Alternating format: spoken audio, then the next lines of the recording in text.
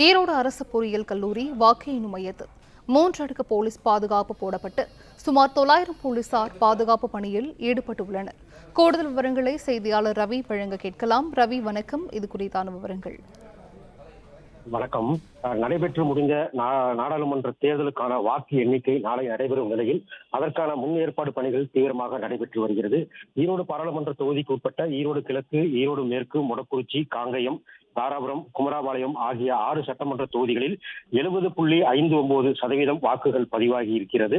இந்த வாக்குகள் பதிவான வாக்குப்பதிவு இயந்திரங்களை ஈரோடு அடுத்த சித்தோடு அரசு போக்குவரத்து பொறியியல் கல்லூரியில் துப்பாக்கி ஏந்திய துறை ராணுவத்தினர் என 3 அடுக்கு பாதுகாப்பில் பூட்டி சீல் வைக்கப்பட்டுள்ளது. இந்த வளாகம் வாக்கு இயந்திரங்கள் வைக்கப்பட்டுள்ள அறைகள் என அனைத்துமே 220க்கும் மேற்பட்ட சிசிடிவி கேமராக்கள் பொருத்தப்பட்டு வேட்பாளர்களின் முகவர்கள் மற்றும் அதிகாரிகள் 24 மணி நேரமும் கண்காணிப்பு பணியில் ஈடுபட்டு வருகின்றனர்.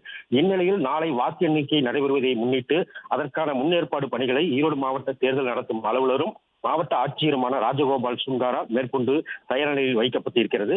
வாக்கு எண்ணும் மையமான அரசு பொறியியல் கல்லூரியின் முன் வாயிலின் வழியாக வேட்பாளர்களின் பிரதிநிதிகள் செல்வதற்கு அனுமதிக்கப்படுகின்றனர்.